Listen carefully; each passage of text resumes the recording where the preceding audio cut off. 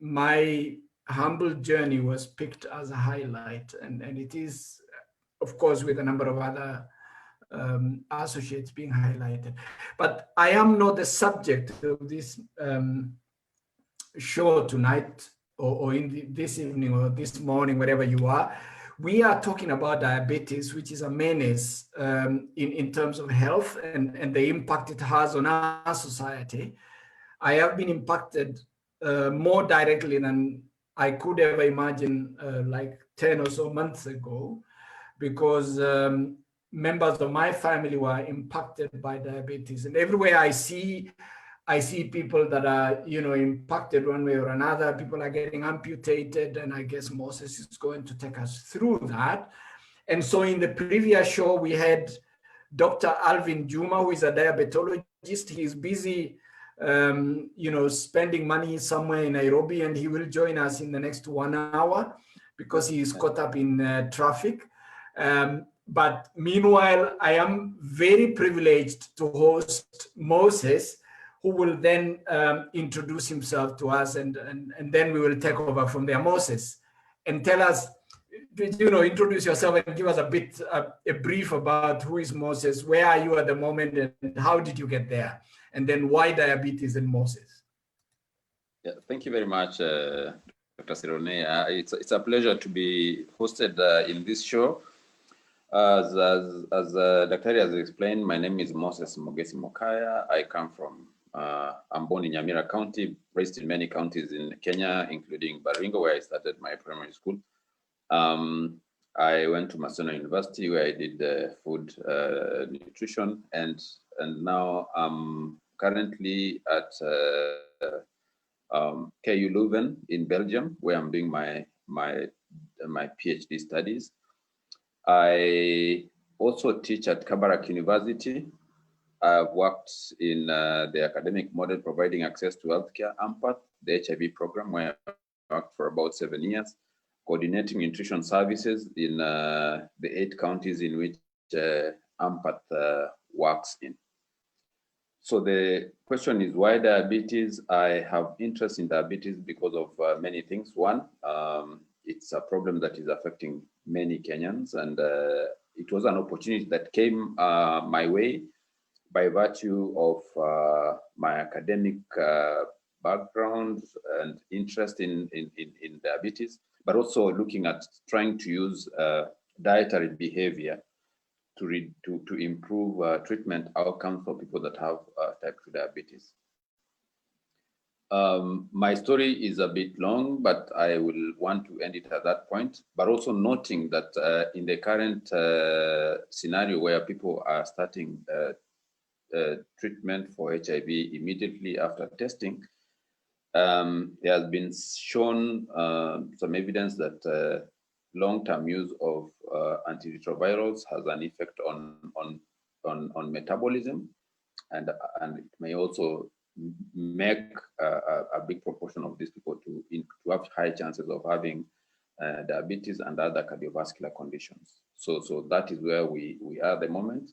So I'm looking at dietary behavior, how we can modify dietary behavior to improve treatment outcomes in diabetes, and the main treatment outcomes is glucose control. Thank you very much. Thanks a lot, Moses, for the brief and brief yet comprehensive introduction of yourself.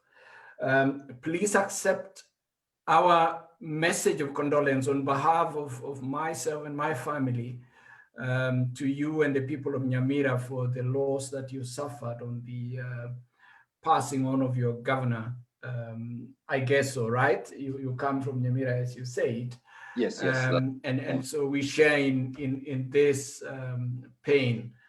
I mean, when you talked about Maseno, I was curious last time, but it was an afterthought. And now when you mentioned it, it's coming back to my mind, Moses, that I might have had an opportunity to teach you at some point had I not bolted to China, because I am actually on record as a member of Maseno University, having been employed as a teaching as a tutorial fellow, so to speak, Yeah. between July 2003 and February 2004.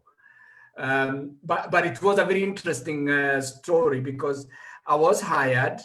I was in an interview with my former lecturer at the university in Egerton.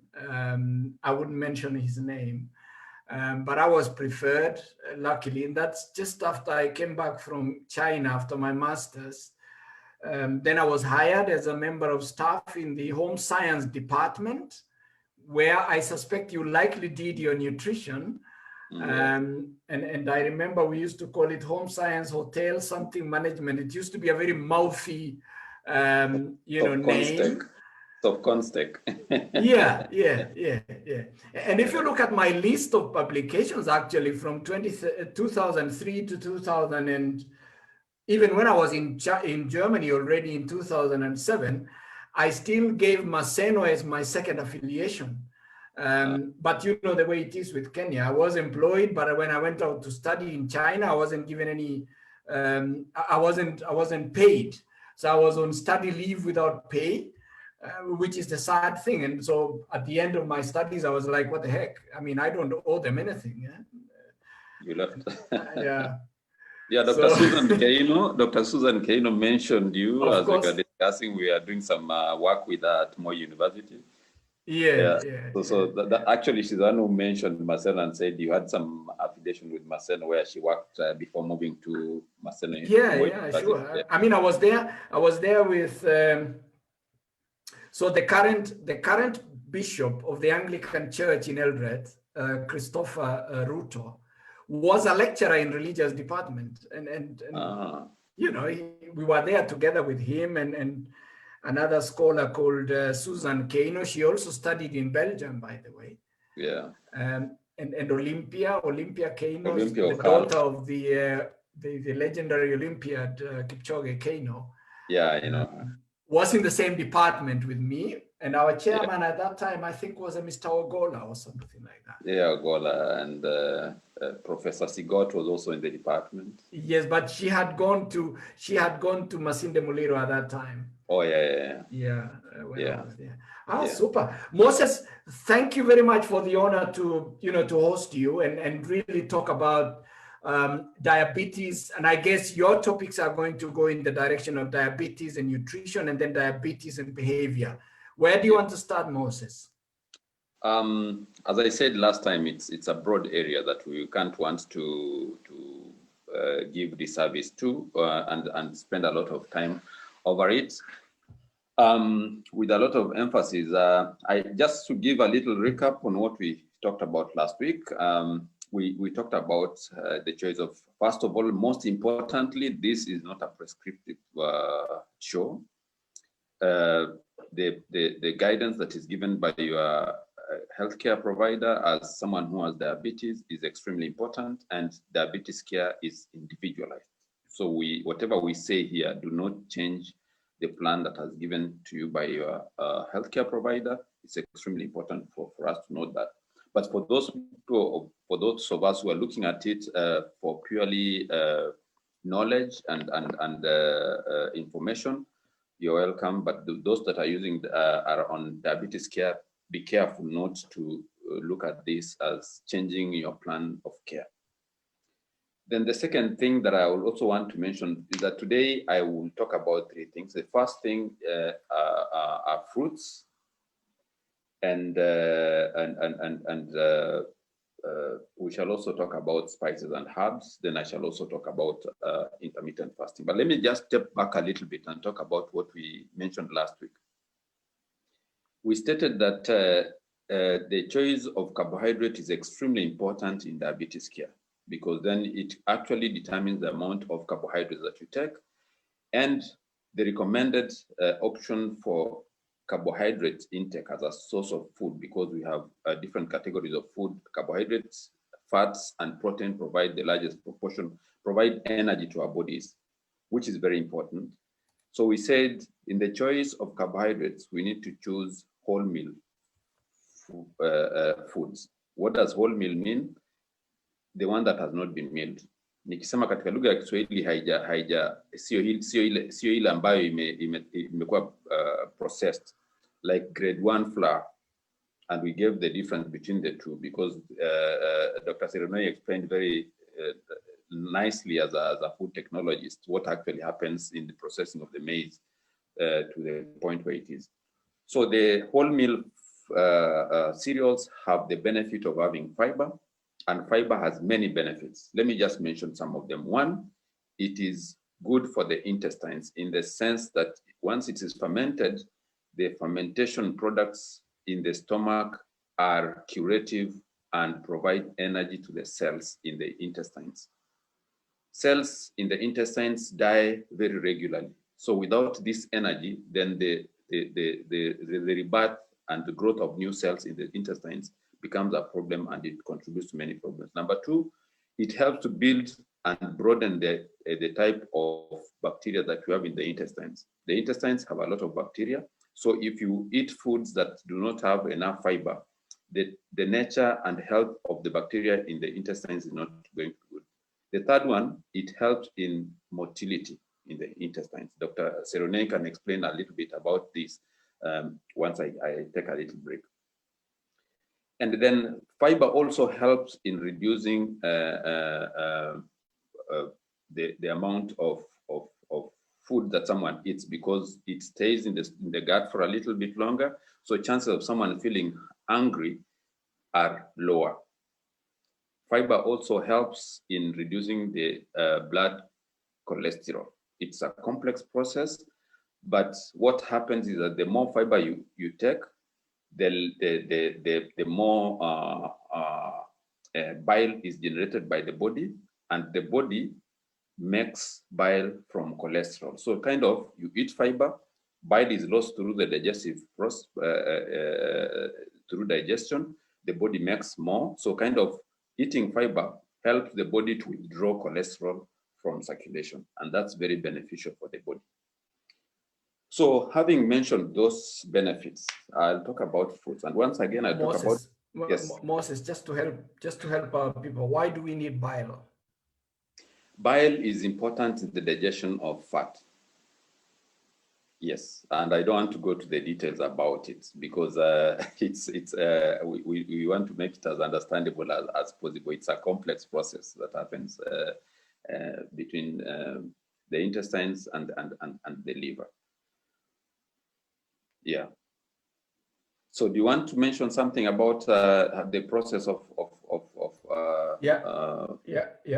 So when you talk about whole grain, let's take it that way. So if you think about a grain of, let's say, pea or maize or corn, as people would like to call it, every seed has several anatomical parts. There is the covering, the seed coat, which is the outer covering. If you peel, you go to what is called the endosperm. So in the case of beans, for example, you have what we call dicotyledons. There are two cotyledons.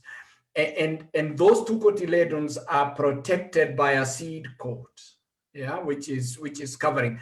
And that's what Moses is talking about. The fiber is not in the endosperm. It's not in the unga, right? It is on the seed coat, the outer coat of the seed. And that is also where you find a lot of the enzymes. So when you put a seed, for example, on the ground, the message that the seed gets when there is warmth and moisture, right? Those two things, warmth and moisture, will trigger the enzymes in the seed coat to begin activating themselves, and then they dissolve the material that is required for the seed to feed itself and then germinate, right? And so the seed coat is packed with a lot of enzymes, packed with a lot of fiber, packed with a lot of ash and the mineral content. The unga nyeupe has no more seed coat. And I don't know how the wheat flour is milled in Kenya. I think you, Moses, and I here, we know that in Europe, if you want to buy wheat flour, for example, you need to know the number. It has a number. There is a number of wheat flour. It's either 405, it's either 505, it's either 1050, or it's what they call whole grain. So what Moses is saying is, for diabetes, for diabetics, it's important to eat foods that are rich in whole grain.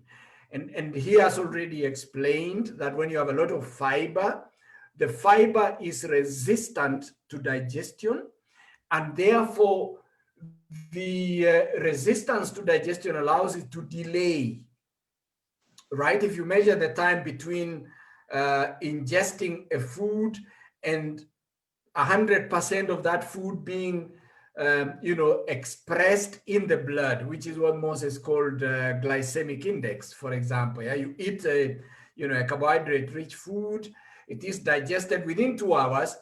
All the starch is broken down and converted to glucose, and all that glucose is in the bloodstream, right?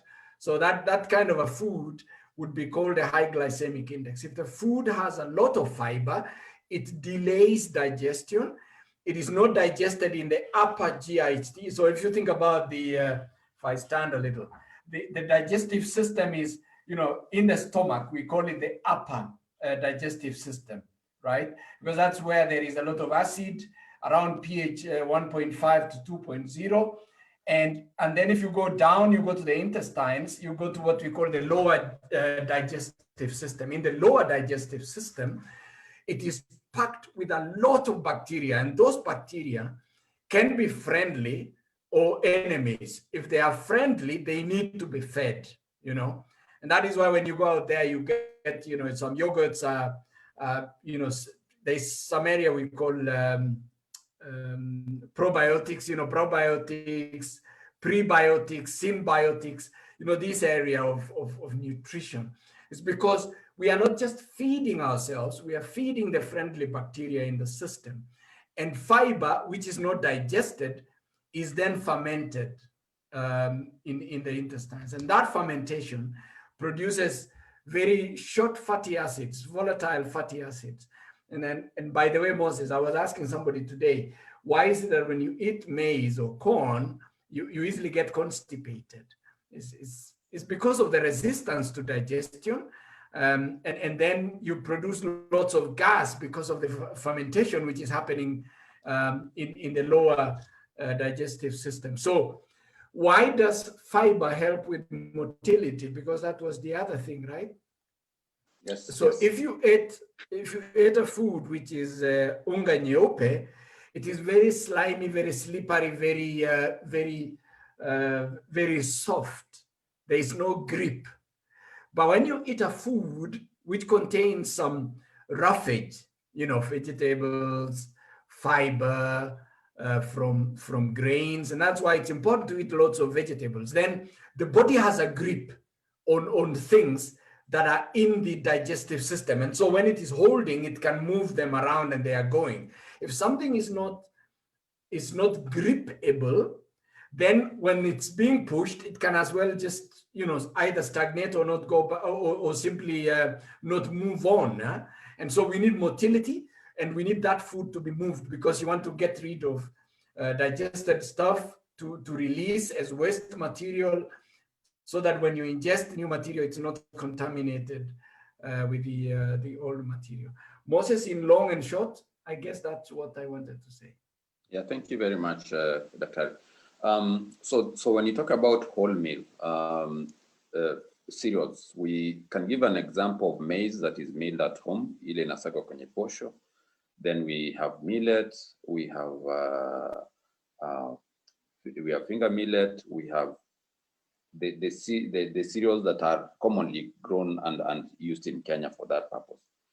Then the other source of fiber are legumes. And legumes, we can talk about beans, lentils, the green grams, and that category of food. They are rich in fiber. Let me say something about the legumes, especially the beans, which is commonly used in Kenya.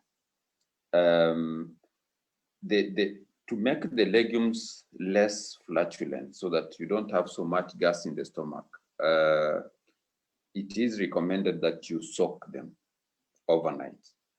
This soaking removes some soluble fiber that actually contribute to excessive flatulence. So if you soak it, pour away the water that you used to soak it, rinse the beans, and then boil them. They are going to be less flatulent. You'll not feel a lot of gas in the stomach out of it. I think it's important for us to give these practical ways of going about it.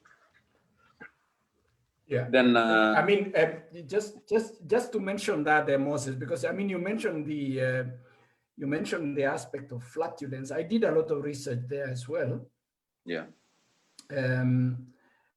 Because we sometimes have that problem with pets. You know, like I said, I work in the pet food industry, and I don't know whether you notice, but if dogs are fed certain foods, they actually do lots of gas release. You know, they fart a lot. You know, dogs also do that, and this is because in pulses. I know, Moses, you're laughing. It's true. In pulses, there are 3 types of what we call oligosaccharides. You know, just for those of you who are interested in the details, there are 3 types of oligosaccharides. There is what we call verbascose. So we are not talking about glucose. We are not talking about maltose. We are not talking about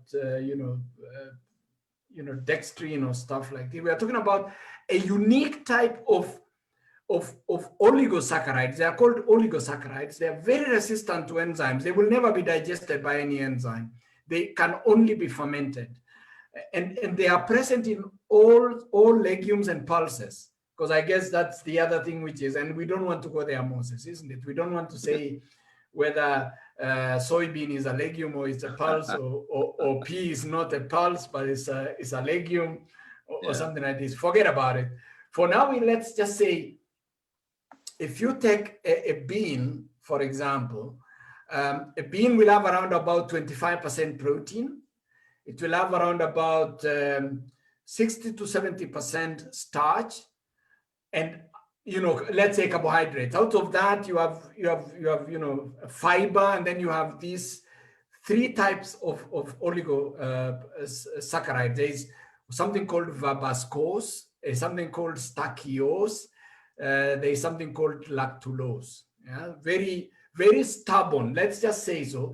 They are very stubborn types of sugar. They cannot be digested. They will only go down to the intestines, and then they are fermented. And that is why if you eat beans that are not well cooked, right? Moses, go on. Thank you very much for the detail, Dr. It's important for us to discuss about these things. So still going on the type of food that you want to eat to both prevent and have better control of your glucose, prevent diabetes and have better control of your glucose. Today, I'll just talk about 2 extra food items, fruits, and then I will also talk about spices and herbs, and just a little mention on the type of fat that we need to use in our meals. I will enumerate the foods that we have, the fruits that are good for people that have diabetes, or that are good for controlling or preventing diabetes. The first one is avocado. It's commonly found. It is a good fruit. It protects against it provides protective care for the liver, and it improves the lipid profile. Lipid profile in the sense that the quality of lipids or fat in the blood, what is referred to as serum lipids. Then and how does it happen? Because we have different types of fats. It is rich in monounsaturated fatty acids, and these are good for the body. And monounsaturated fatty acids help in reducing the bad cholesterol from circulation. But again, as I mentioned, cholesterol, something has just crossed my mind, that many people will talk badly against cholesterol. But let me say this, that cholesterol is important to the body for many other functions. It becomes a problem when there's more cholesterol in the body than the body actually requires.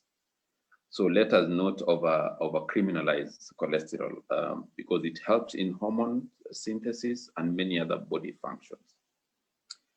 So the next fruit I'll mention is grape. Though not very common, but it's important because it increases insulin sensitivity and reduces the long-term blood measure that is referred to as HB glycated hemoglobin. And this is a measure that is used to determine the long-term blood glucose level. Then papaya and papaya seeds. I know there are people who at the moment in Kenya trying to encourage people to take papaya seeds. There is evidence to show that it reduces total cholesterol, it reduces fasting blood sugar, and it is also it reduces the triglycerides in the blood. And therefore it is good for people that have diabetes. Then we have the guava, which is very common, and guava has many benefits besides the vitamins, and guava has a high concentration of vitamins, surprisingly higher than some citrus fruits. And it has benefits also in reducing hyperglycemia. Controls these are what blood. you call mapera, right? Yes, mapera. And I think at Maseno, they grow wild. They will grow wild, and we know how they are dispersed nicely.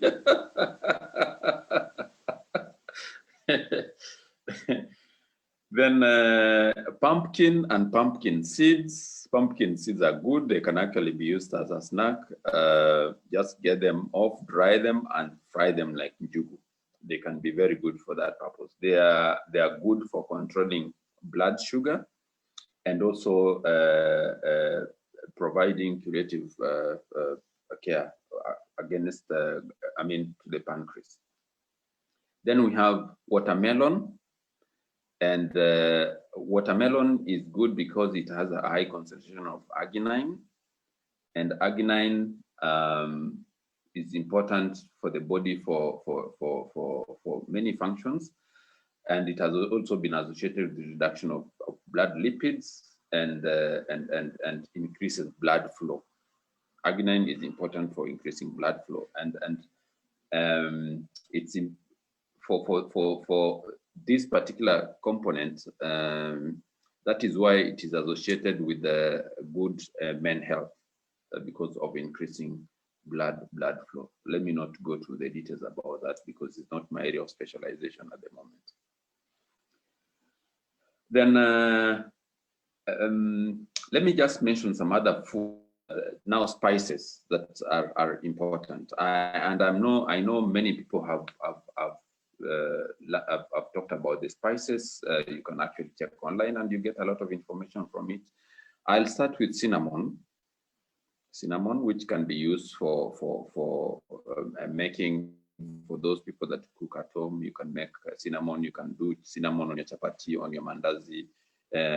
It is good because it prevents insulin resistance. And what is insulin resistance? Insulin resistance is, if you remember what Dr. explained last week, that when someone becomes a bit obese and has a lot of fatness, it affects the way insulin opens the cells for entry of glucose into the cell for its function. Yeah, and I remember Dr. Sirone, you showed a very good clip where they creates like excessive, blocks the entry of glucose into the cells. So that is what is referred to as insulin resistance. So using cinnamon helps to reduce insulin resistance. However, it may not necessarily follow because there are many factors that actually affect this. If someone has a lot of adiposity, its functioning might not be as optimal as it should be. So it's a combination. That's why the best approach is to use physical activity and exercise and dietary options and medical interventions like the medicines that are being given to improve these outcomes. But if you optimize physical activity and dietary choices, you are likely to increase the chances of reducing the medication over a long period of time. Yeah, but this needs to be done with a lot of care. And people should not stop using their medication by assuming that they have maintained, they have gotten enough dietary guidance. Then so garlic also enhances. Moses, yes. just an addendum, because I mean, I have cinnamon as well. And what I do is I add it in my tea. So when I make tea, I put it as well in tea. It doesn't need to be just cakes and chapati, yes, and whatever it is. I think the weakness I have, of course, is I'm a product developer. So I try things that are crazy. So some people want to play it safe, you play it safe. Go on, Moses. I'm actually making a list. That's why you see me looking on the other side sometimes. It's because I'm trying to draw a list for people. Yeah. Not a problem. So I was talking about garlic, and garlic has sulfur compounds and many other phytochemicals that have been known to enhance insulin sensitivity, meaning that the cells are going to respond much better to insulin as there is adequate intake of garlic. And garlic and ginger have the same have compounds that are also beneficial. Ginger has been shown to reduce total cholesterol. The mechanisms behind that are a bit complex. I don't think this is the best forum to discuss about that. It has also been shown to reverse diabetes nephropathy, that is the disease that I mean damage of the kidney because of diabetes. Once again, it's the effect is marginal. So we cannot completely say that if you eat ginger, you're going to stop the damage of the liver, but it reduces chances of that. So we need to be very careful when you're taking this. Then onions. Just Moses, so that we help our people. So yes, that we help our people, because the and I think you and I are lucky that in Europe, and possibly those of us who are in the US, we have access to several products of garlic. So not necessarily garlic itself, but you can also go to the market and get something called aioli, right? So aioli is actually made of garlic. Yes. And ginger is tangawizi, which you can use for cooking. You can also put in tea. I add a lot of tangawizi because I can buy powder here. So the good thing is you can get ginger powder, or you can get ginger the root, and then you can just cut it and let's say boil it, and you can make very nice herbal tea with that. Just an FYI, by the way, Moses, I mean, you and I growing up, we knew that there are 20 common amino acids in the world. Yeah. There is the one that you mentioned, which is a sulfur-rich compound in garlic, is actually a special amino acid which is only present in garlic. It's not present anywhere else, and it's also responsible for that very typical garlic aroma. It's called aliin. What an impressive lecture. Go on, Moses. Yeah, that's fine. So the combination of cinnamon, garlic, and ginger can actually be used very broadly to help you change your dietary choices to suit you. For example, instead of taking soda or any other sweet drink, you can have of garlic and ginger and strong tea, and you have it somewhere where you can easily take a sip. As you take a sip, you're also increasing your water intake, which is good for your body, unless you have a condition that stops you from taking water, or if you have some condition where the doctor says reduce the amount of water that you take. So that can help you to increase the water intake, and at the same time, you're also taking these spices, and you also have the benefits that come with it. So we can be a bit, we can play around with some of these spices to make our health better and also improve chances of better health. Then I'm mentioning about onions, which can actually be used in different ways. You can use it in cooking, you can eat it in kachumbari, and it also inhibits liver damage and also reduces, helps in blood glucose control and fasting blood glucose. Then soybean, I know soybean has been used very widely amongst the Adventist people, Adventist community. It reduces diabetic nephropathy, it reduces blood glucose, and the compound in soy that has been associated with this benefit is called isoflavones. There are different types of isoflavones. Now this is where Dr. Sidonei can come in. But there is also some controversy about excessive use of soy products, because it is stated to have some compound that has estrogen behavior, which is referred to as phytoestrogen. And so that is why it has been attributed to having a negative effect, especially on potential manhood.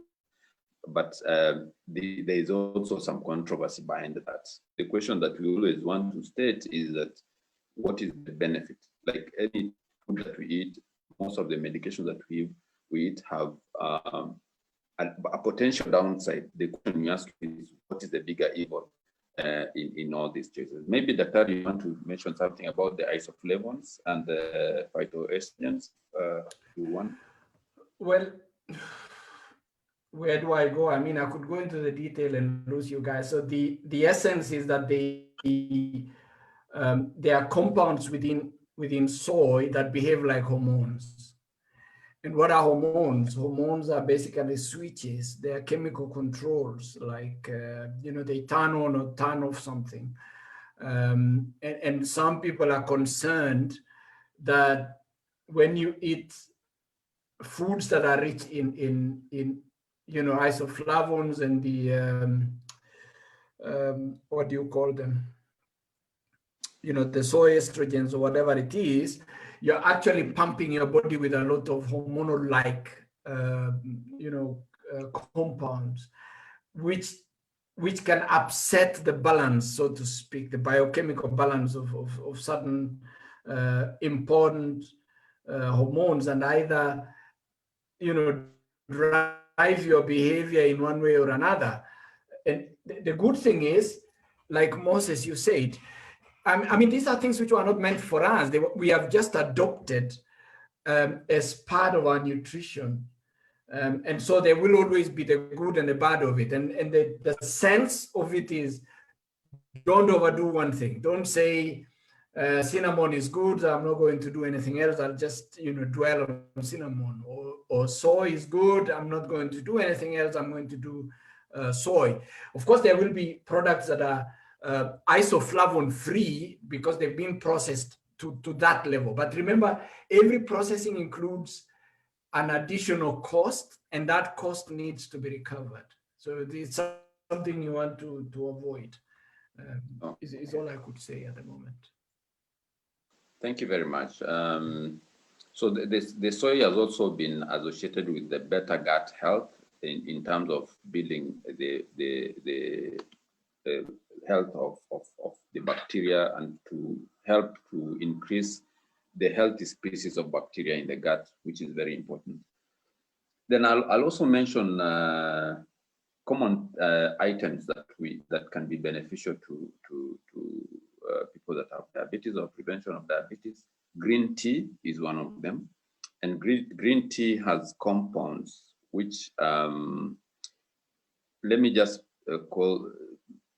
they are called antioxidants, and antioxidants are very beneficial to the body because they help in scavenging against some cells and compounds that are produced in the body that are called free radicals. Let me say something about the free radicals. The normal metabolism process in the body produces compounds that are unstable. And these unstable compounds actually result in the damage of cells. They are called free radicals. So when you take, and free radicals are generated as people age, the body produces, the efficiency of the body reduces, and therefore more free radicals are generated.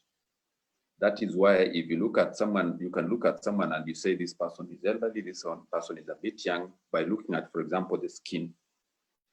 So for people who, for example, who smoke and people who drink alcohol, the body produces more free radicals. Yeah. So let me just step back a little bit and then talk about what is the role of antioxidants then. The role of antioxidants is to cancel the effect, the damaging effect of the free radicals. So if someone eats foods that have antioxidants, which include the fruits, some are in vegetables and some are in like food items like the beverages I'm going to mention here, you kind of cancel the effect of the free radicals, reduces the aging process, reduces the risk to conditions like cancer that come to the body, right? So if we increase antioxidants, we make our health better, both for people that are healthy, the people that have diabetes. So I was talking about green tea, and I'll remember to step back and talk about antioxidants in foods.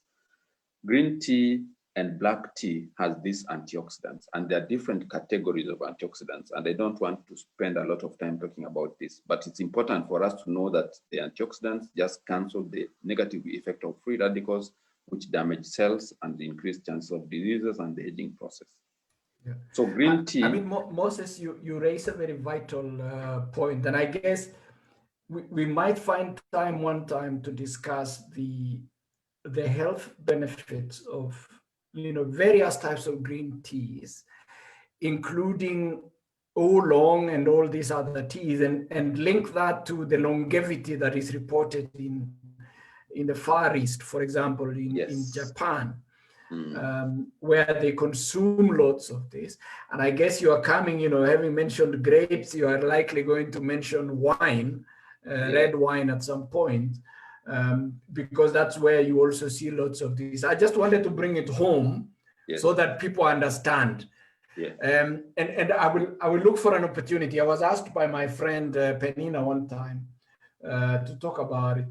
I'll just look for time to discuss the impact of using rusted utensils, vikombe, sahani, even pans, cooking pans that contain rusted iron or iron, and the impact it has on the body health. And the best way to see that is to imagine you going to a Juakali sector and watching somebody who is grinding a piece of metal, and then you see all those sparks which are just emanating out of the grinder as he's grinding the piece of metal. That is, in essence, what free radicals do to your cells. And if you think about it, using materials that are rusted, they contain ferric oxide, which is the most dangerous form of iron, because it's destructive to your cells. And so you need a quencher. I think what Moses is saying is green tea, black tea, red wine, they all contain quenching agents, stuff that will grab those harmful sparks, so to speak, and quench them, neutralize them, and therefore protect your cells from destruction. And I'm going to talk about this in one of my future shows to show people why it is important to avoid, water pipes that are made of copper, because copper is a very big problem in destroying of human cells.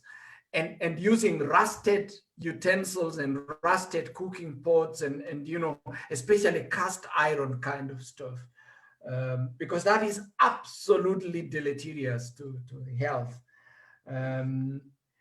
Thank you very much, Dr. Jepchirchir Tuwe. I see you are adding. I mean, this is your area. You did a PhD in cell biology.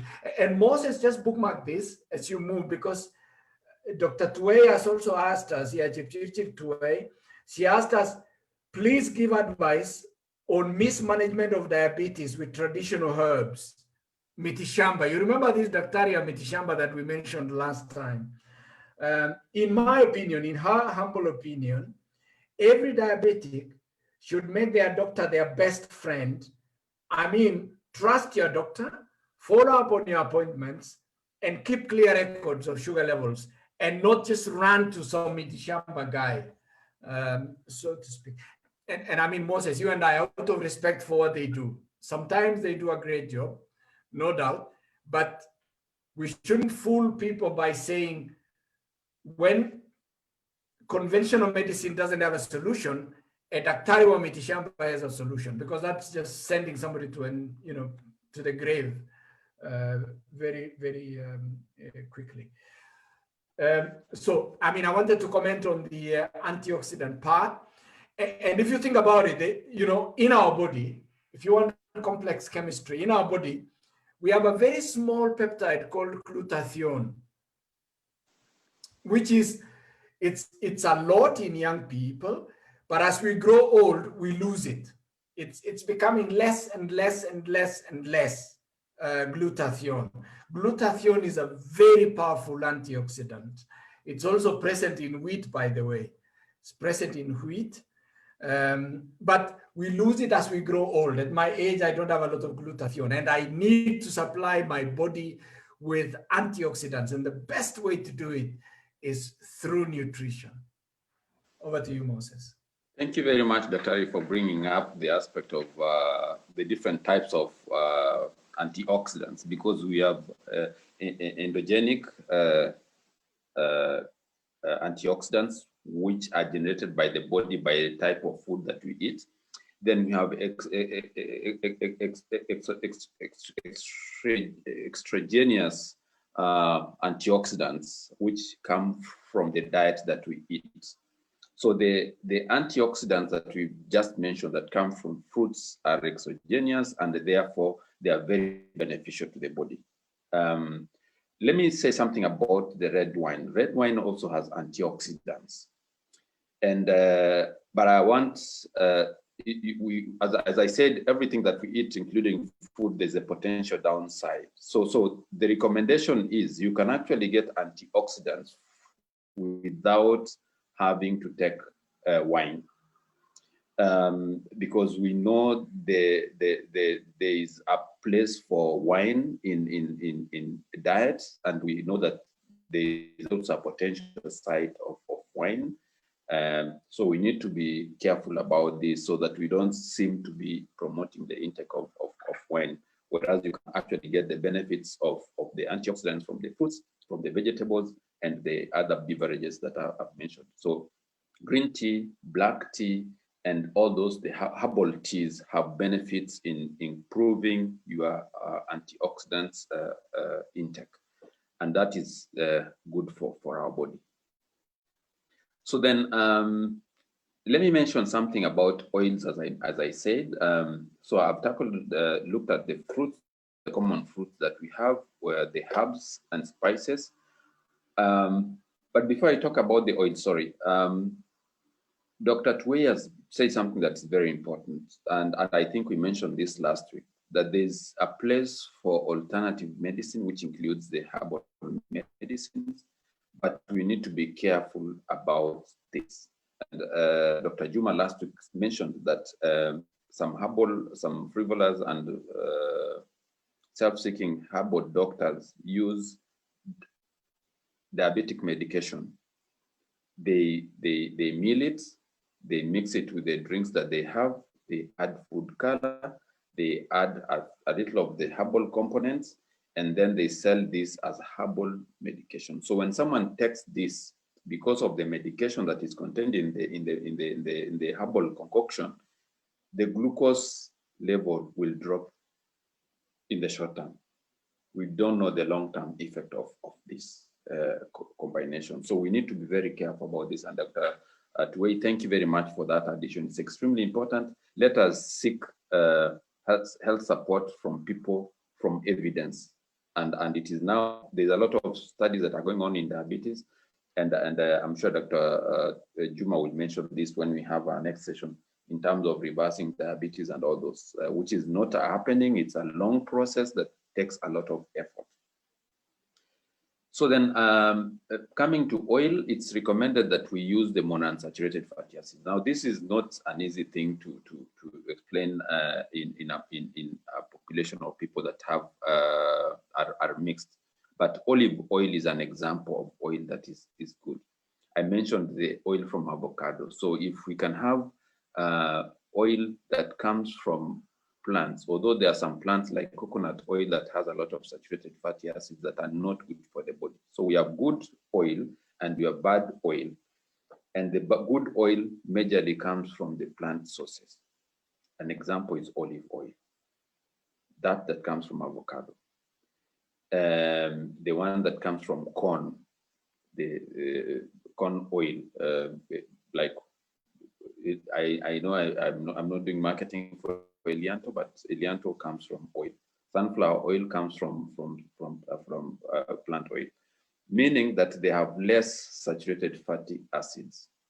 Less saturated fatty acids. Not that they don't have, but the proportion is small. So we need to be careful about this. A question about milk has been raised, and let me just mention this because I think I saw a clip on is it the Standard or one of the social media outlets where someone was saying that we need to reduce the amount of cream that we are using on vegetables. But as I say, anything talking about diet, it is not the individual foods that you eat that actually contribute to your health.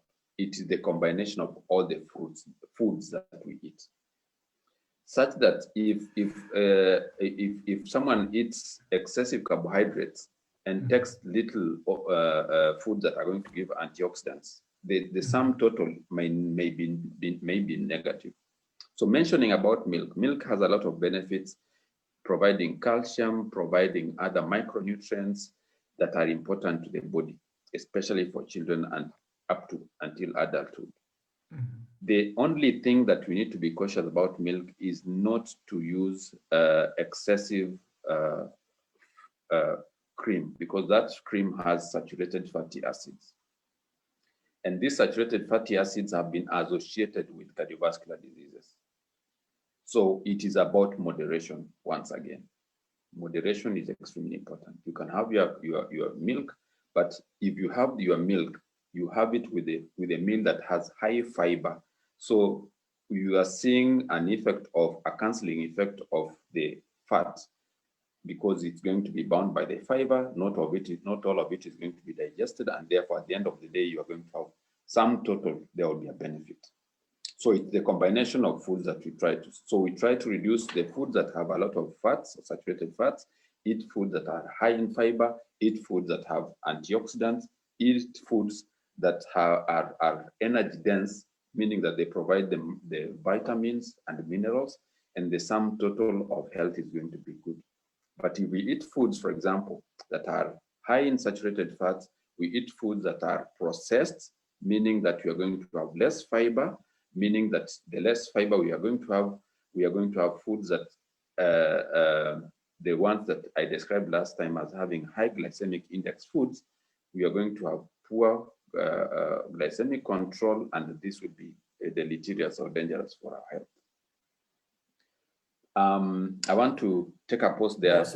Moses, just a moment, because I mean, those of you who are watching us right now, and those of us who will be watching later, this is a special program airing on the topic of diabetes. It is the second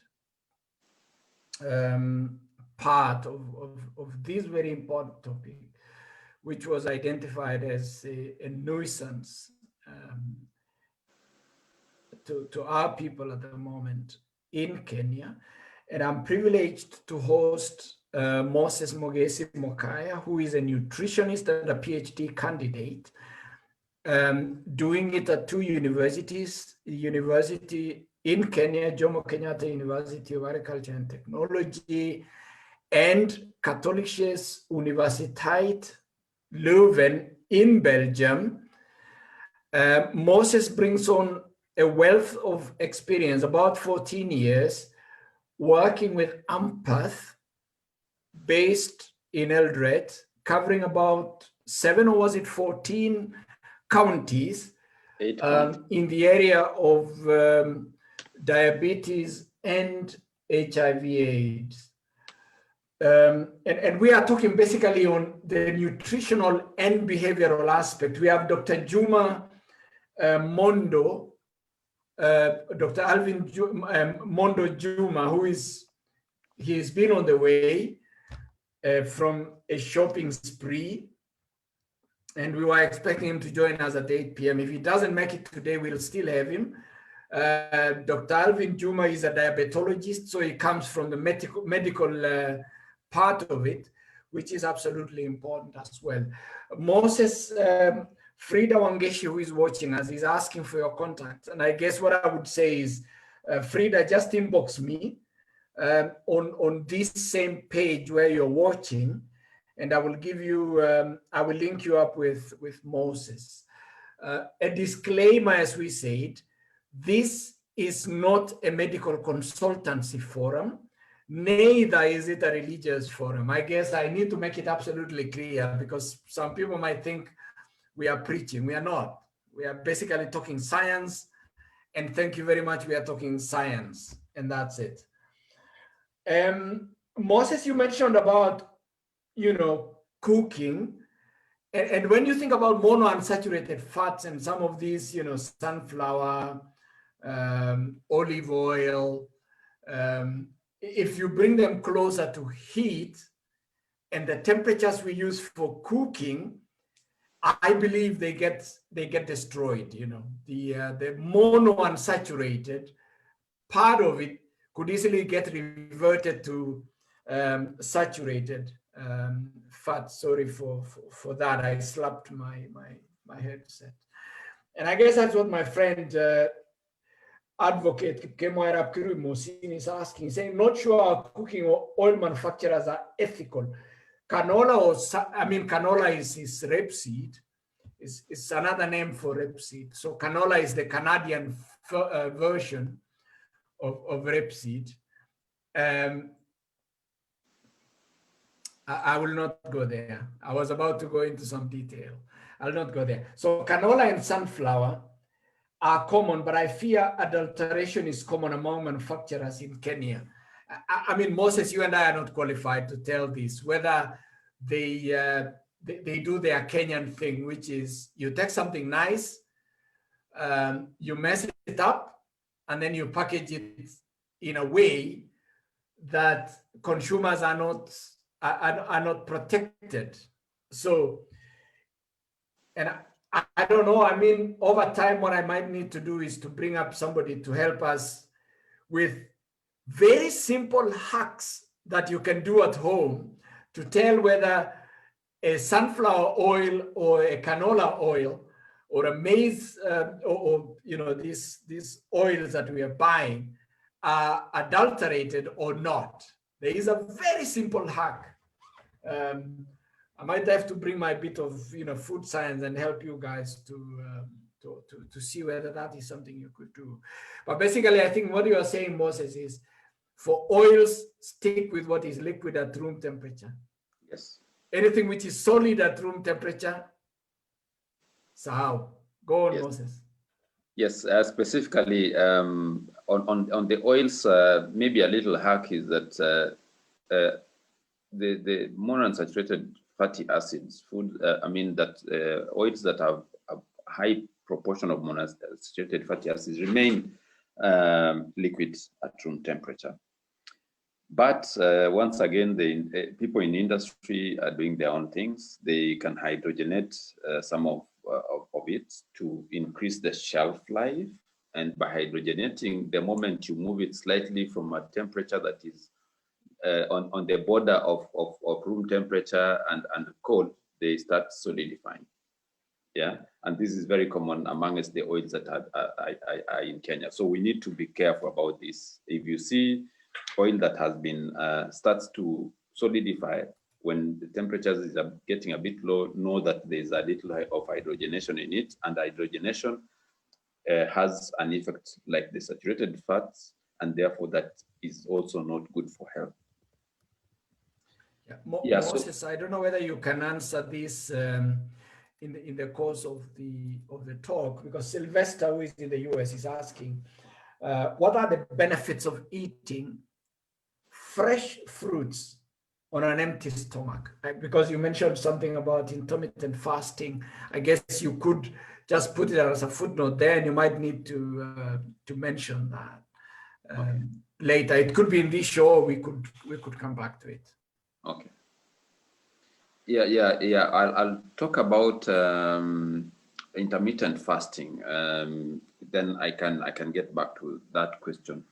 But I think when you talk about intermittent fasting, it is, broadly speaking, what we are saying is that there are different approaches to try and control dietary intake. So people are using different dietary approaches to regulate intake of food, and at the end of the day, control the amount of energy that they take into the body, and which is very important.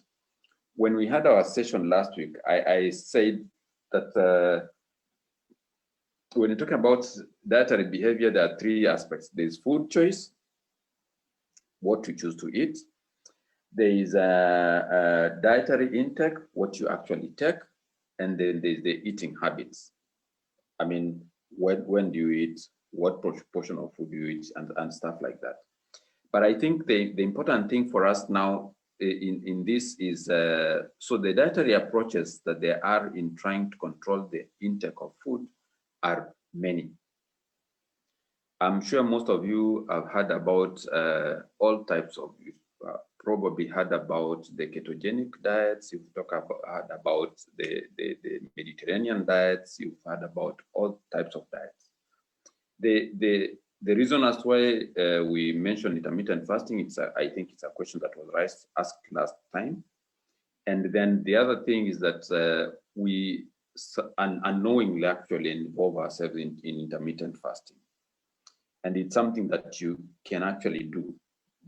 I'm not promoting it as a dietary approach, because as I said in the beginning of last session, the body takes in energy and uses the energy. What we eat is a source of energy. How we use it is very important in terms of the health outcomes that we get. So what we are looking for is a situation where if someone is overweight, we want to reduce the amount of energy that someone takes. And there are two approaches to it. It is controlling the diet or increasing physical activity. If someone has a normal weight, we want to maintain this normal weight, because a normal weight means that this person has high chances of being healthy. If someone is underweight, we want to increase the energy intake and nutrient intake to make this person have a normal weight. So there are three aspects about it, about energy balance. So in the energy balance, then the people that have been associated to have diabetes are people that are overweight. Though there are people that are normal that have diabetes, and Dr. Mondo mentioned last week about it, different types of diabetes that people can have. So intermittent fasting is just one dietary approach that has raised a lot of concern, and it's an approach that actually gained popularity from England in 2012, and where people eat and fast. It was believed that if you eat, you fast, you live longer. Yeah, and there are different versions of it. So the most common one is the 5-2, 5-2, meaning where people eat 5 days of regular eating interchanged by 2 days of fasting. So 5 days of regular eating, then 2 days of fasting. And fasting is actually practiced by many people. Christians fast, the Muslims fast. And the fasting has been associated with many benefits, including reducing blood glucose, reducing weight, having better glucose control, and having better emotional control in some cases. So these are the benefits that have been associated with it, even improving the cognitive capabilities of people. So there are benefits of intermittent fasting that I've mentioned. The question that we always want to ask is there any negative effects to it? One of the fears that has been noted is on bone health, but evidence has shown that it doesn't have any effect on bone health. And therefore, intermittent fasting is something that someone can do and easily without having to have a lot of concern. And so that is what I would want to mention about intermittent fasting. It's just regular eating broken by a period of fasting. The duration of fasting varies from depending on the individual, but for people that are diabetic, for people that have diabetes, I fear using the word diabetic because it's a label that is not fair. I think for people that have diabetes, they need to consult their physicians, their healthcare providers on the best approach if they need to engage in fasting. But for people that have normal health that has been checked by a physician or a healthcare provider, that your glucose levels are normal, that your cardiovascular function is normal, we can actually engage in fasting and engage in these other options of dietary choices that we mentioned that are beneficial to health. Yes. Moses, just looking back at what we said, the oils and stuff like this. So I know we are lucky out here. Sometimes we have access to lots of the oils. When at some point in my in my online broadcasts before it became this serious, I was showing people that I have pumpkin oil here, which is something you can get. So pumpkin oil. People know pumpkin, but you can make pumpkin oil. I sometimes I like, especially now in this season between October and the end of the year, I like baking pumpkins, because it's a pumpkin season in Europe. I like baking pumpkins the same way you would bake baked potatoes.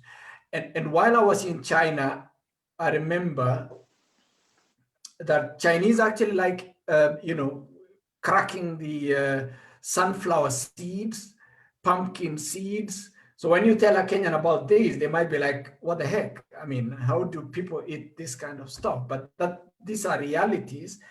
And like you mentioned, there are benefits with having foods that contain those. I didn't want to let you go before you mentioned, because when you think about oils and the impact of cooking on those oils and their stability, how about salads, vegetable salads? No, like you have a salad which is very rich in vegetables.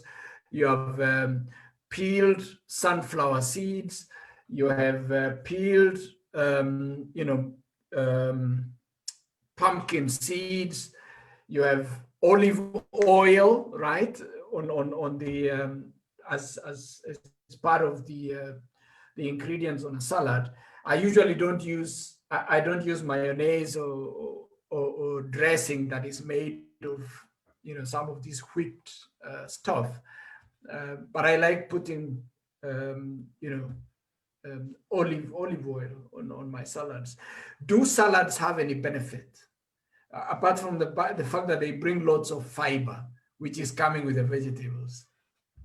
Yes, salads have many benefits because many salads are made of uncooked fruits and vegetable combinations. That's the most common. So when you eat those fruits as they are, of course, the antioxidants that we talked about that come, for example, from the fruits and the vegetables, the colored fruits and vegetables.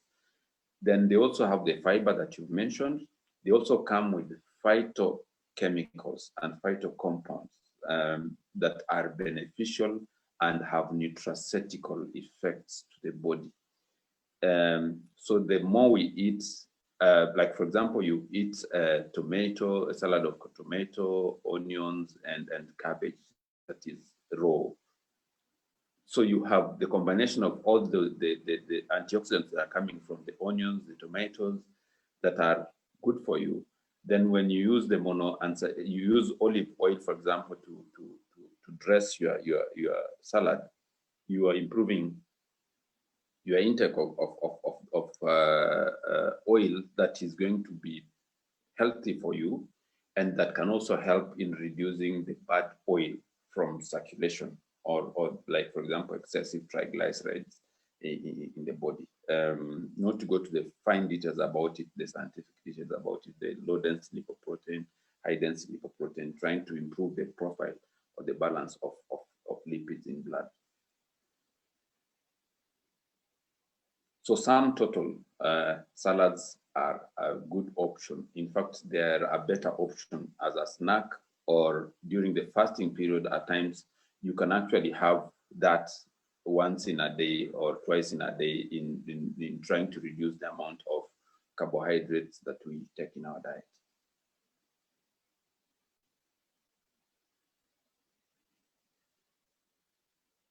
Okay, thanks a lot, Moses. Please remember, if you have any comment on the fresh fruits on an empty stomach. I remember when I came to Germany, I used to do something called fruit fasting, which was basically on the weekends. I wasn't having lunch, but instead having a very sumptuous supply of fruits. But I guess, when one thing is overdone, it just upsets the benefit. So we need to really be absolutely balanced. Thanks a lot, Eric and Eunice. I have seen your comments. Timely awareness topic considering the rising cases in Kenya in diabetes. Great program. Thank you very much for your compliments and all of you who are watching. I've seen you, Honorable Cornelis Selem of Aldai, and Sarah from Tennessee. Moses, did you still have anything on the good foods? Because I think we also need to, just give a mention, even if not in detail, on the bad foods. I think yes. we mentioned the bad buddies already, right? So, yes. The graded unga is bad, without mentioning any brands, because you and I don't want to get into litigation. No, but graded flours, no go. Just take your maize, go to the Rego and shaga it yourself. Done.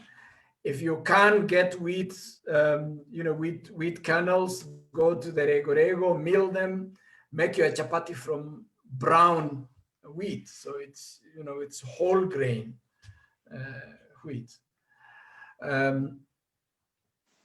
So let's see.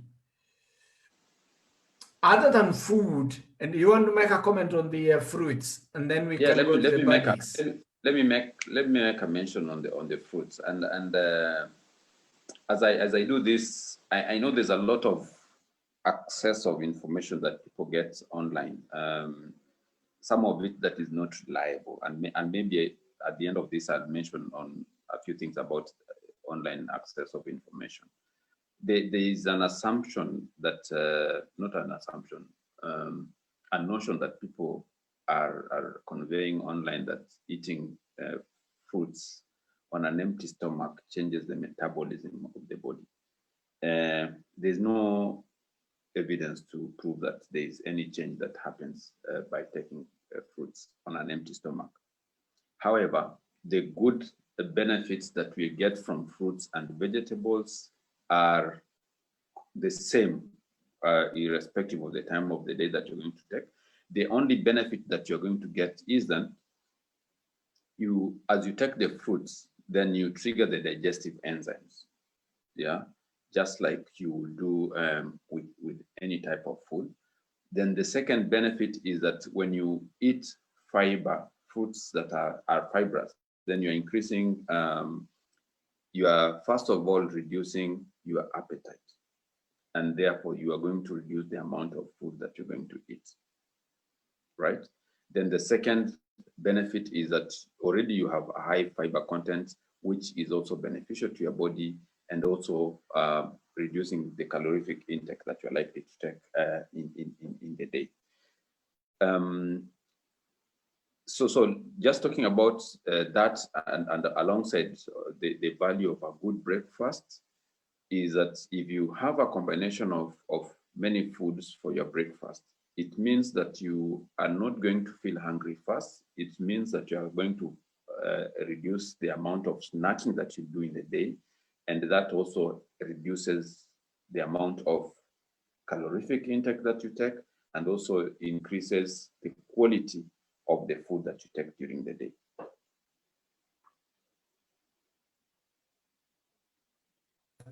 Yeah, thanks a lot, Moses. I mean, I see Dr. Tuwe is coming back very strongly and saying, let's train our children to love our traditional food, especially traditional I can say vegetables. something about that. Yeah, I can say something about that. The Bible says that train up a child in my ways, and when they grow up, they do not depart from them. And this can actually be taken in many ways, because the Bible refers our body to a temple. And so you don't want to mess with the temple. And so in combining these two components, if we bring up our children on and help them, I mean, children is not about what you tell them, it's really about what you do. So they see you eating fruits, they see you eating vegetables, they see vegetables on the table on a daily routine. It's part and parcel of their upbringing, and so it becomes their liking by all means. But one important thing that is also interesting to note is that there are studies that have shown that taste preferences are developed when the child is in the mother's womb, such that there are taste preferences that might not be developed if the mother does not eat certain types of foods. It's a complex process that I can't explain here, but there are taste preferences that are, so like, for example, preference and liking for fruits and vegetables, they are taken up when the child is in the womb. So once the child is born, then they don't have a preference for certain tastes. They will not like fruits, they will not like vegetables, because the mothers did not do this. These are studies that was done in Britain, I think, in the early 2000s, that actually showed when Britain was pushing people to have 5 a day, fruits and vegetables 5 times a day, they actually went back and said, but stop. What could be the reason as to why people don't have a preference for fruits and vegetables? It's what we do during that early time. So that's why I said in the last session that the first 1,000 days of a child's life are very important, right from when the child is conceived up until when the child is about 2 years. Yeah, very important for us. Yeah. I mean, I agree with you. We have a study from one of our colleagues, currently a colleague, but she was initially out there from Canada as well, and she studied the adaptability of flavors from flavors and aromas. So tastes and aromas. So generally flavor of food.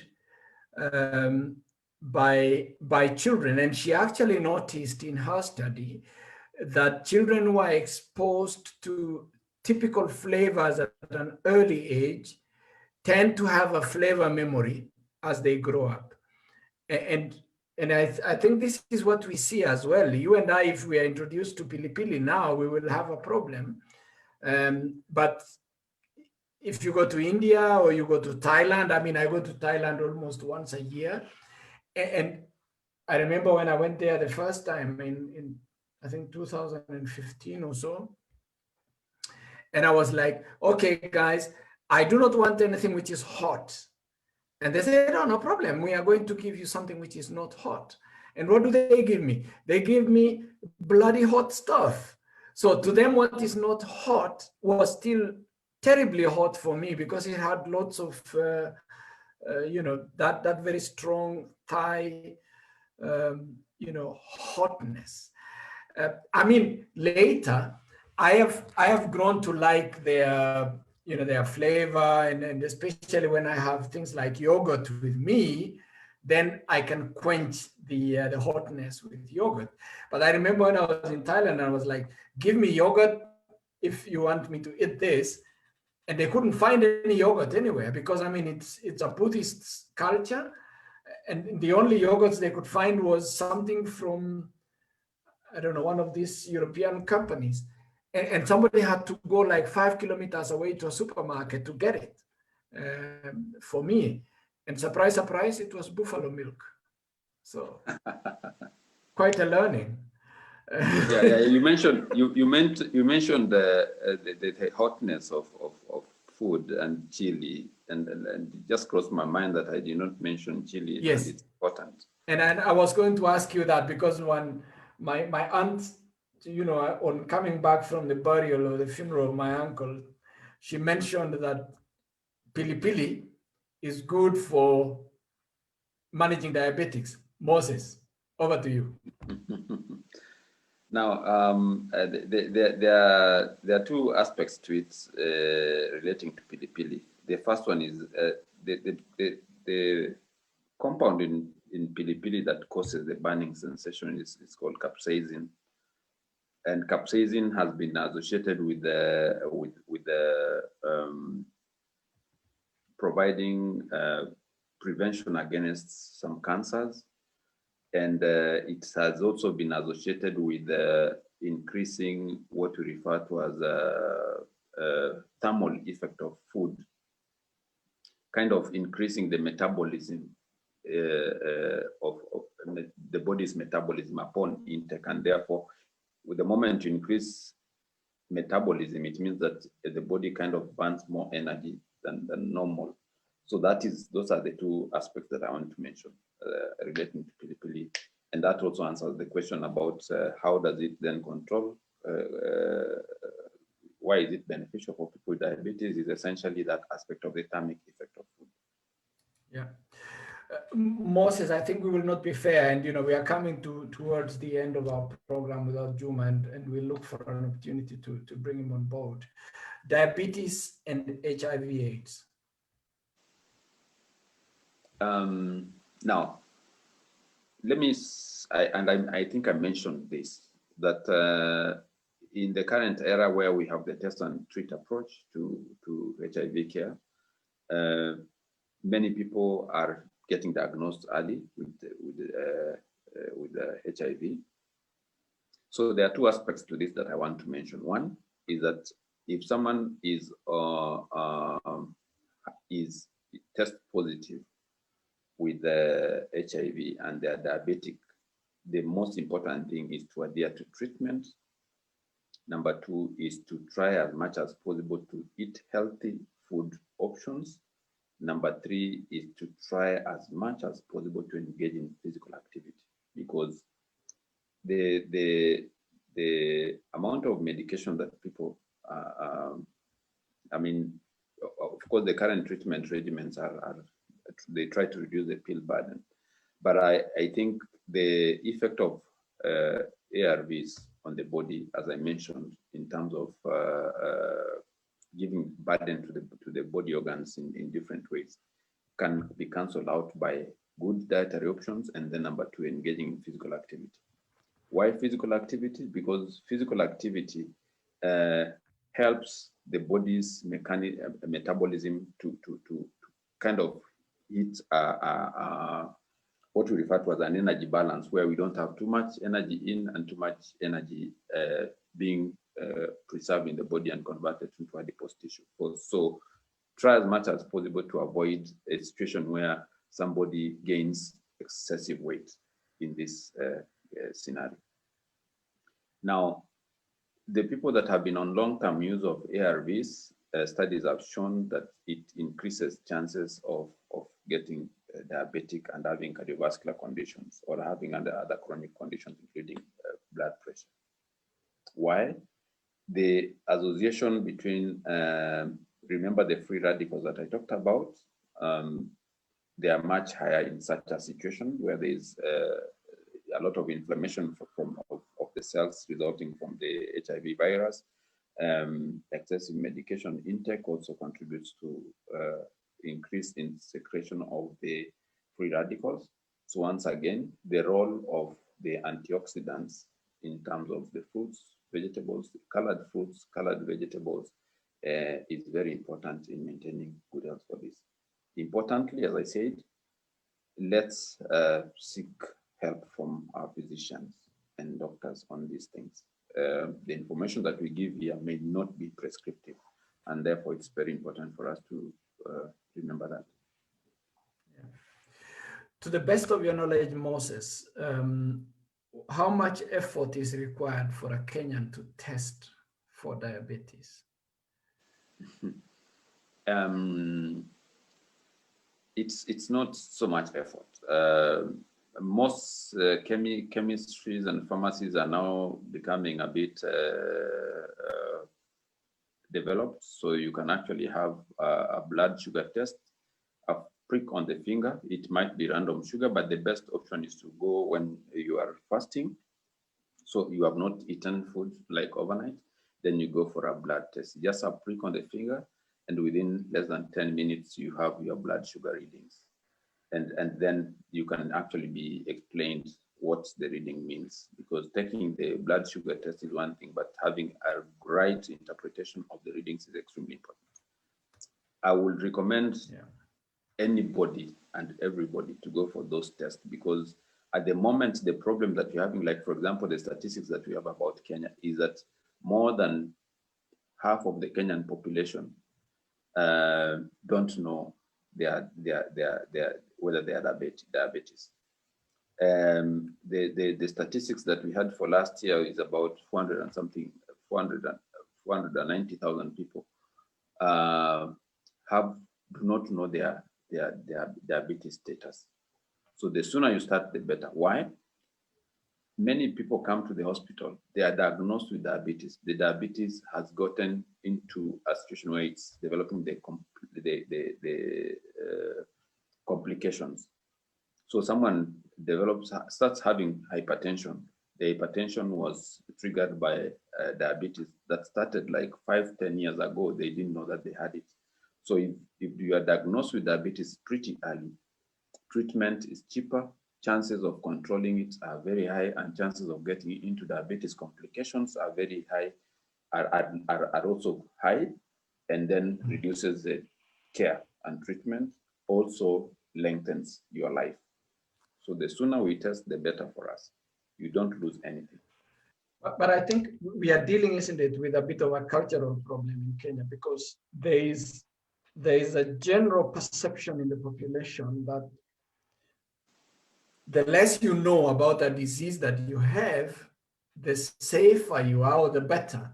And that you are killed not by the disease, but by the knowledge that you have, that you actually have the disease, which is a very weird way of thinking. And so a lot of people are even afraid of testing for HIV/AIDS, because they would rather not know their condition, because they think if I know it, if I know I'm positive, I'm going to just die faster than if I didn't know, which is rather weird, isn't it? Because if you knew, then you could manage. And so I guess a lot of people are living in fear that getting to know their serological status with respect to AIDS, or their immunity status with respect to diabetes, or their diabetic status, is going to aggravate the the disease condition. I don't know, what advice would you give them? I think at any point and in any care, healthcare, the important thing is early diagnosis. Early diagnosis saves life, reduces the costs on both the public and family incomes, and is extremely important. It's just like you will say that I'm going to die anyway, so you become careless on the road and you drive whichever way you want to die, you'll die. You can't miss to die. But if you drive carefully, you are going to increase chances of having a longer life. So the earlier we test for any condition, is it diabetes, is it HIV, the sooner we get treatment, the better chances of having a longer life and a healthier life.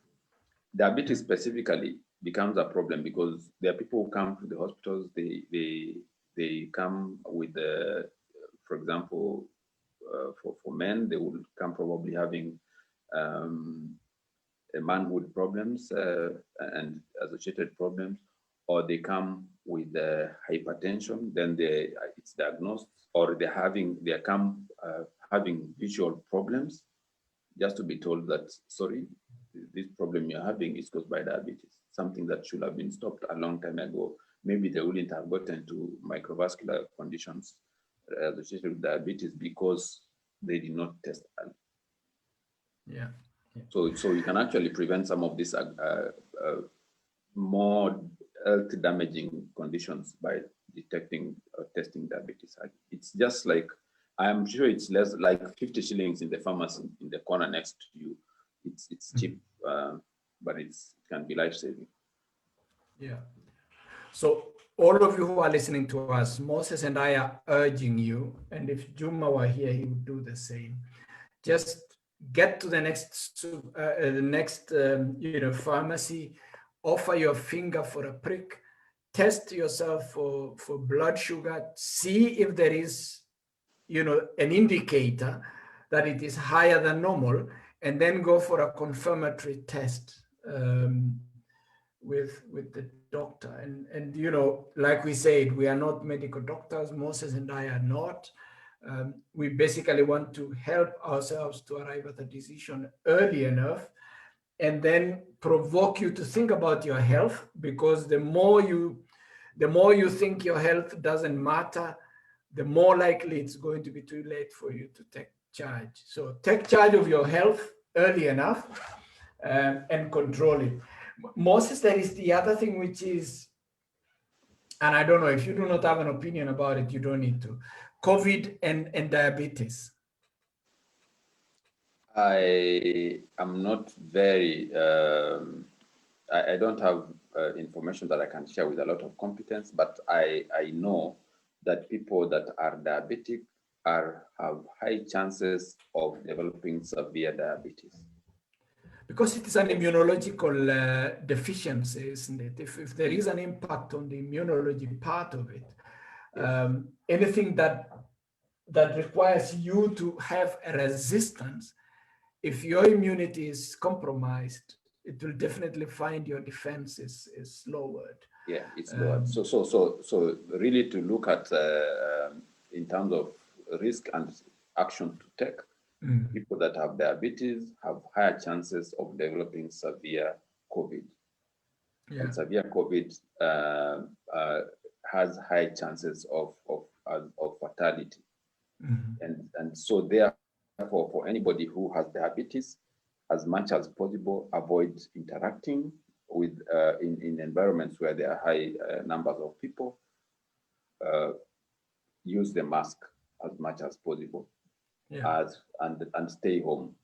It is safer to stay home because we are losing so many people because of simple actions of socialization that could be avoidable very easy. Yeah.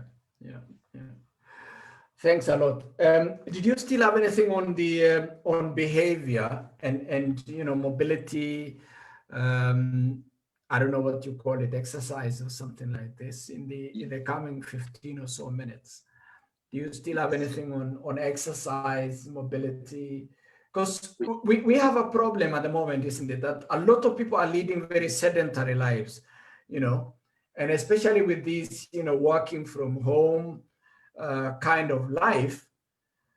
And our environment is not very friendly, especially in the city, is not very friendly to you know, moving on foot. I told you the other day about my experience in the US, where I was walking from my hotel in Tennessee to the office, 2 kilometers away, and I was looking at it and thinking, wow, this is a very impressive thing. I will have 2 kilometers to walk to the office and 2 kilometers to walk back if I don't go for dinner immediately.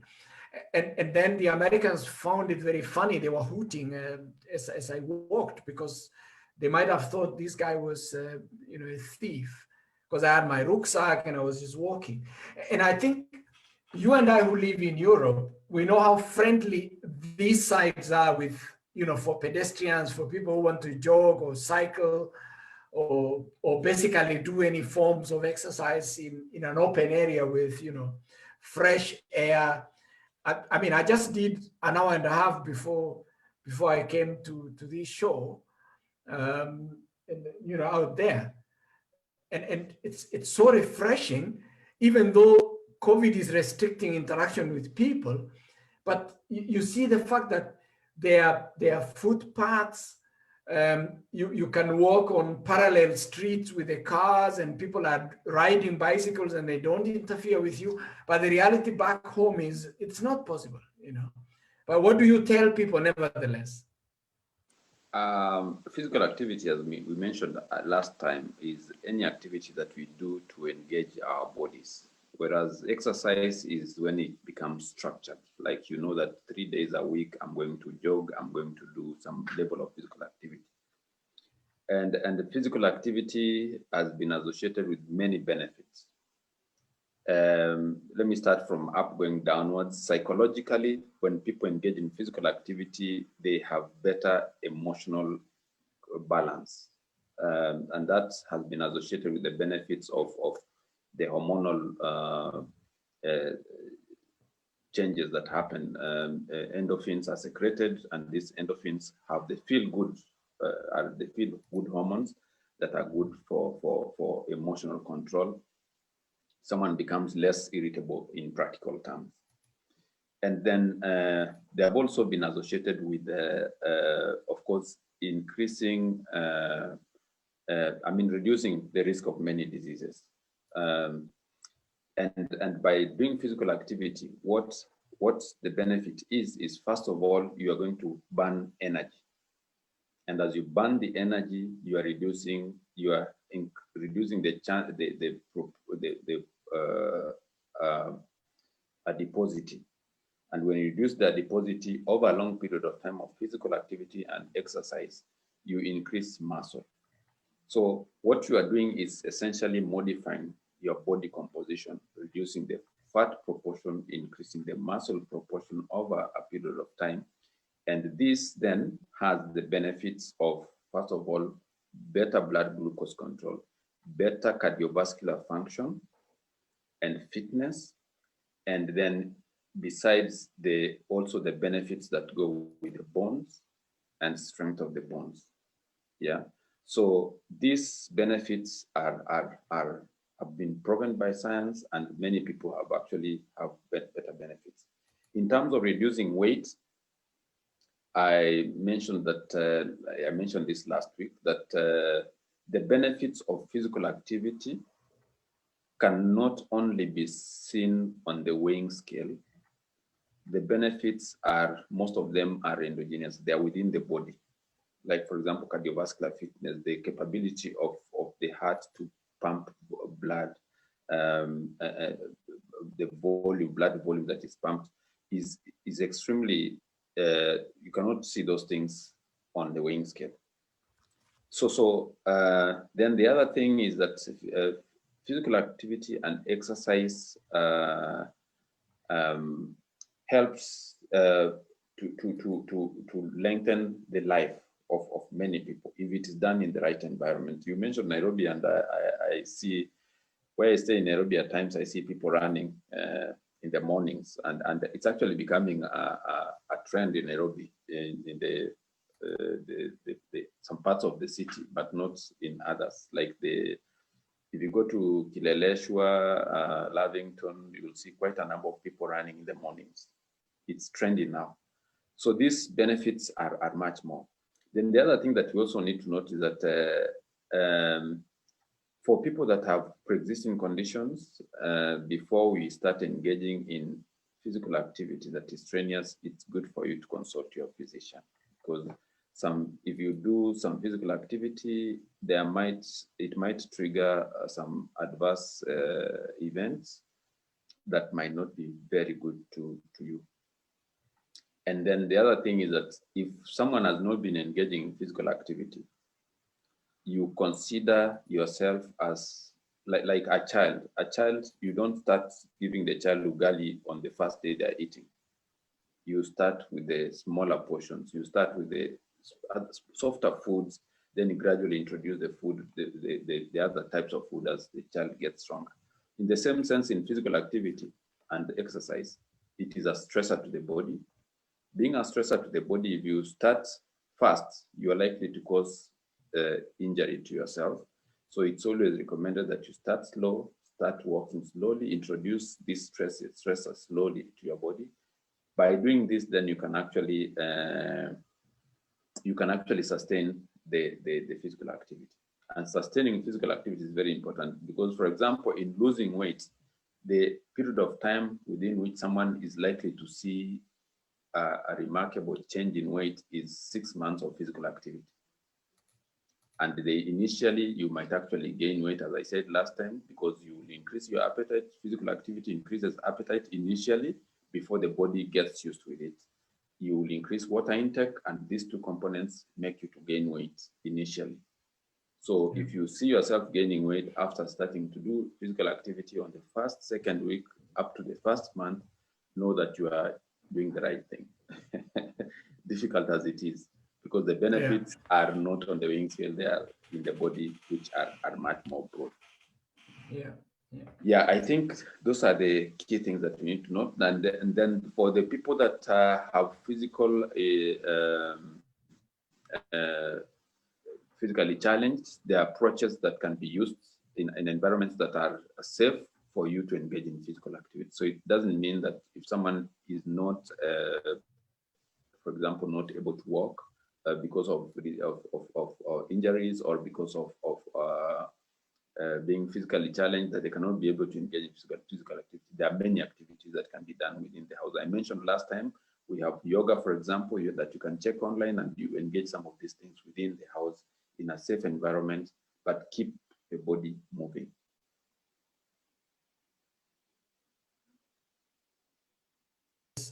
Thanks a lot, Moses. Sorry, I was talking to myself. So I guess we've come to a very natural end to the part on nutrition and physical activity.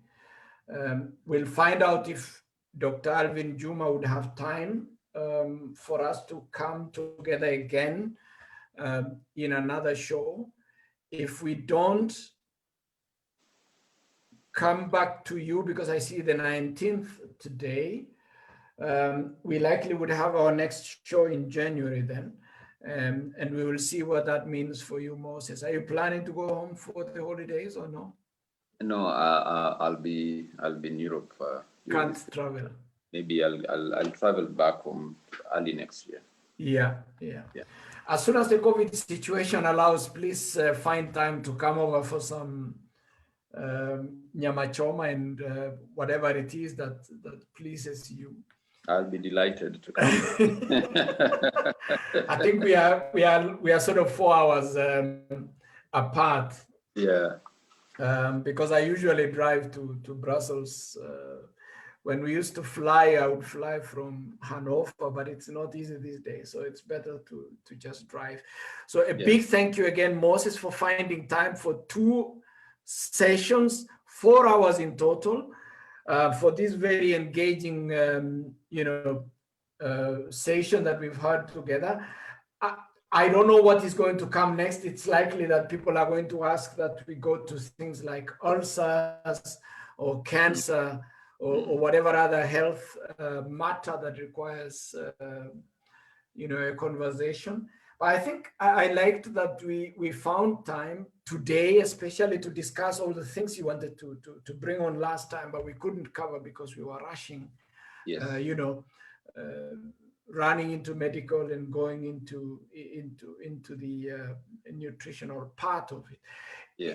As easy as it looks from your side and my side, this is a very complex topic, and we will still continue advising people to use their common sense as they choose what to eat, and pay closer attention to their health.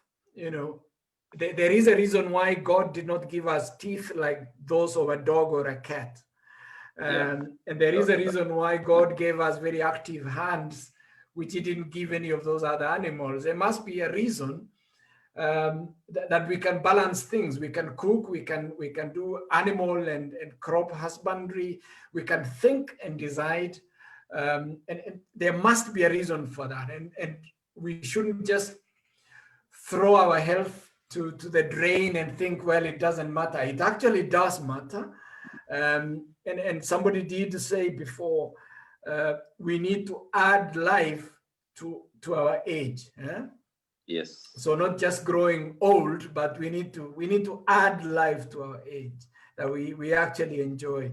And for those of us who are 50 plus like myself, it makes a lot of sense to see that now. That actually we need to have a lot of add a lot of life to our age. Moses, do you have any closing remarks? If you want to send your best wishes to your friends and family, whoever it is, and then we can call it.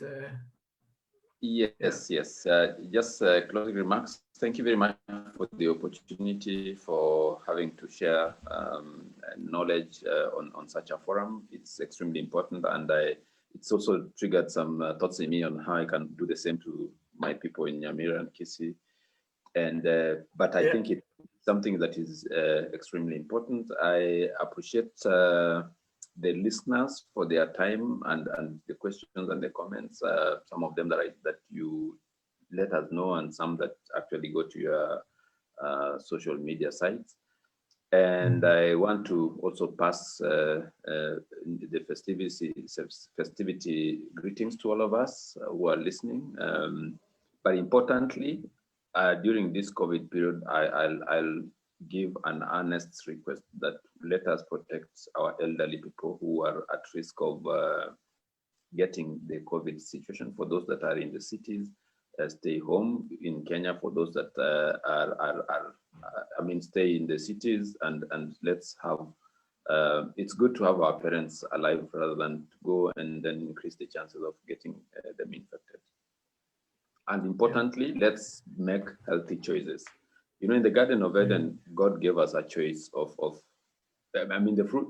God will have taken the option of not just putting the fruit there, but he put the fruit there, but gave us the choice of eating it or not eating it. So in the same thing in nutrition and health is really about what choice do you make? And with the information that we can share, I think it's all about the choice that we make.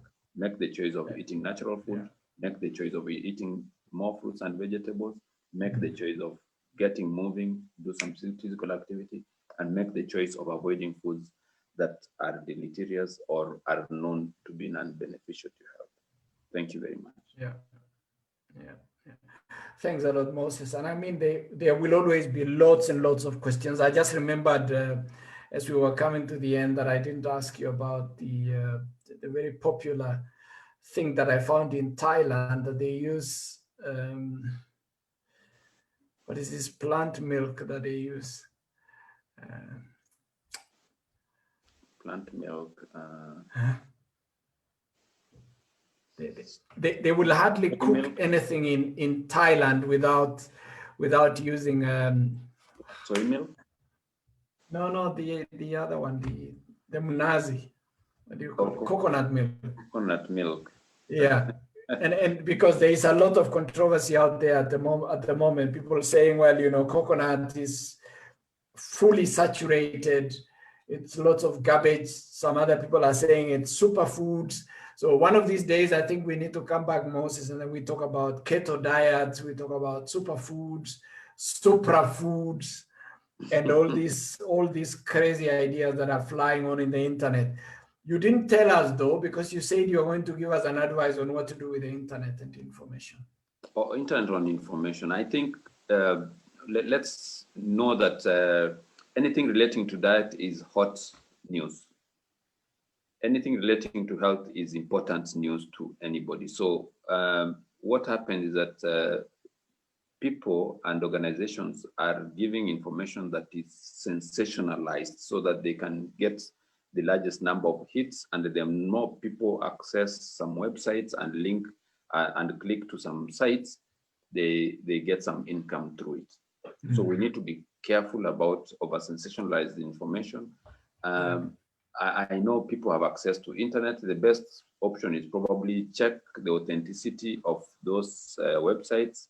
The most reliable websites are those ones that have peer reviewed, or for example, university websites or known organizations for health and healthcare, or you can go through studies that have been done through Google Scholar for those that want to go that. So be careful about the source of info. Not everything that is online is true. Some of it is over sensationalized or lies to make you buy some items online that may not be beneficial or healthy.